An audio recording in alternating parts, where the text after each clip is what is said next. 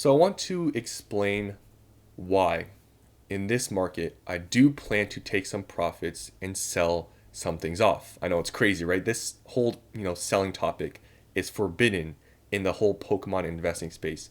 If you even talk about selling at all, especially in markets like these where it seems like everything's going to go up forever, right? You'll get ridiculed. People say you're not a real investor, you didn't hold for 10, 20 years, and all these sort of things. Now, if you are really a long term investor, this video really has no meaning for you. But I wanted to explain why I plan to sell some things off, not all, in this whole market. Now, my strategy has never been fixed. I'm not one of those people that say I'm going to hold for 20 years. I kind of just, my plans and my strategies change with however the market goes, right? That's just how I sort of see things. And especially my strategy, my exit strategy is a lot different than some people, which is why I do plan to sell some things in this market, which I want to explain. So the first thing I want to talk about is exit strategy. How do you even plan on selling your product? Because I feel like a lot of people, start buying, sold product and hoarding them. I see some people buy like a ton of collection boxes, hundreds of these different products. But how do you actually plan on selling them? Are you going to sell in person? Are you going to sell online? Like those are some things you really got to think about. And for me, I strictly sell in person. And I have my own reasonings why I don't sell on eBay or all these different platforms. I have my own reasonings why I really try to avoid those places, but mainly I sell in person. And with this strategy, of just selling in person, that being my main way I want to sell stuff, my strategy is going to be very different than other people that do plan on selling on eBay or these consignment services online. This might not make any sense to you, but hopefully you guys can understand where I'm coming from by explaining this. So, selling in person, right? Especially in person. When these products, like these booster boxes here, when they go up to, let's say, $1,000, let's say Lost Origin, right, for example here, goes at to $1,000, which I believe it will in a few years here. I do think it's going to go to 1,000.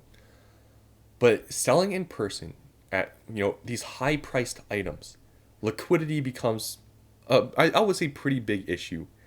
Unless it's evolving skies, right?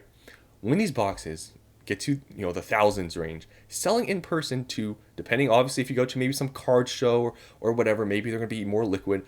But other than that, if you're selling to maybe a store, if you're selling maybe to just on Facebook Marketplace, if you have, let's say, 100 of these Lost Origin booster boxes, let's say they're $1,000, right? It's great. You have $100,000 worth of Lost Origin booster boxes, right? But can you actually sell them in person? If and that's my strategy. Obviously, like I said, if you're selling online, you're doing consignment online, whatever, it's probably not gonna be that big of an issue, right? But if your plan is to sell in person, locally, Facebook Marketplace, when you have a lot of boxes that get to these price points, liquidity definitely becomes an issue. And that's some things I think about. I'm like, okay, I have a good amount of some of these booster boxes. Let's say I do wait for them to go to $1,000. Can I really sell them for $1,000 or even close to that? Or can I even have a buyer? Will I even have a market, selling in person? And when you have a lot of these boxes, you kind of get like to that point where like, okay, it will be great if I held on to these and they reach that price, but if I can't really sell them or whatever, then what's the point, right? So that's some things I think about is like, okay, it's going to be great that these are going to go up to that price point, but to hold all of them and just wait for them to get there, how do I even know if I can sell them? Because I've never tried selling $1,000 booster box in person. So I think about liquidity, and especially, it makes more sense to me, especially in the market we're in right now, where things are just so hot, and we've just seen exponential growth already with these booster boxes, and to just take profits now, it doesn't seem like a bad idea. And I know to a lot of people in this market, especially if you're just coming in and you're seeing everything just skyrocket, it seems like this is going to last forever, but it's really not. And that's also some things I think about. It's like, okay, let's say in a few years now when this market does cool off, I want to sell some of this stuff. When these boxes get to the thousands of dollars range, when the market cools off, your market is going to shrink on the people that are going to be able to pay and want to pay these prices, these thousands of dollars for these individual boxes. And like I said, my strategy selling in person, it gets even worse. So I think about, I'm like, selling into the strength of the market, especially when I've seen this extreme amount of growth in this short amount of time, it sort of makes sense to sell some stuff off.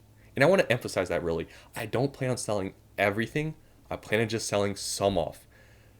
For example, like sell half, keep half of, certain booster boxes or whatever. I feel like it's a really good strategy because my cost basis, if I sold like half, let's say, of my Lost Origin booster boxes, honestly, I would probably be able to pay everything off and even then get some, right? And just knowing that, I'm like, then there's no risk. And yes, like I said, these boxes, they will continue to go up. But to just have that, sort of peace of mind, having that cash in hand and using that cash for these newer releases, it's like a win-win situation. I'm reducing my risk. I'm having cash, freed up to be able to buy maybe some of these sets. Maybe when this whole market crashes, I'll have that cash to buy those. Like, it's like everything right now. Liquidity, securing the cash. It's so easy to sell right now, and that's something you can't really overlook right now in this market. It is so easy to sell everything right now, because when this market cools off, you'll really see how hard it is to sell some stuff. Obviously, really popular items like Evolving Skies, maybe they're not that difficult, but just everything right now is so easy to sell. It's hard to really, I guess I don't want to take this for granted, this market, because I know when this cools off, it's not going to be the worst thing ever, right? It's not like it's going to be impossible for me to sell in person. But if these boxes, when the market cools down, when they're $500-$600, maybe some reach 1,000 by the time this market cools off. If I want to sell them when the market's down, I don't know how if I'm really gonna be able to do it. So hopefully you guys can maybe understand my reasoning and where I'm coming from. I'm not trying to make this video to really convince you guys to sell, but hopefully you can see my perspective and see another kind of, I guess, mindset is out there other than just holding for 10, 20 years. Because honestly, holding for 10, 20 years, I mean, you could see some crazy gains, right? But at the same time, like, unless you're super rich or something and you can just hold forever, then that's great. But if you're like me and you don't have infinite amounts of cash, right? Selling some and taking profits now in this market and having that money freed up to use for other things, and just liquidity is so high for these more expensive booster boxes, it's like a win-win. So some booster boxes I do plan to sell in this sort of market. Like I said, I'm not selling all of them, but I'm selling some. One of them is Lost Origin. I really think in a few years, yes, this will hit $1,000. I believe so.